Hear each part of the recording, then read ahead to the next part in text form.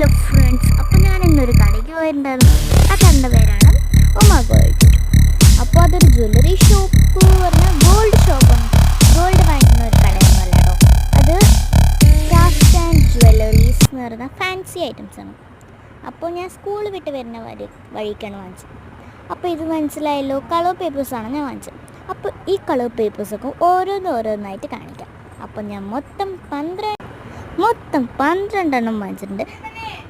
എല്ലാ കളേഴ്സും കൂടിയിട്ട് 12 അപ്പോൾ എല്ലാ കളേഴ്സ് ഷീറ്റിലും ഞാൻ രണ്ടെണ്ണം വച്ചെടുത്തിട്ടുണ്ട്. അപ്പോൾ 24 ഞാൻ വാങ്ങിച്ചിട്ടുണ്ട് കേട്ടോ. 24 കളർ പേപ്പേഴ്സാണ്. ഒന്നിനും എത്രയാണെന്ന് എനിക്ക് അറിയില്ല. അപ്പോൾ ഇത്രയും കളർ പേപ്പേഴ്സ് ഞാൻ വാങ്ങിച്ചിട്ടുണ്ട്.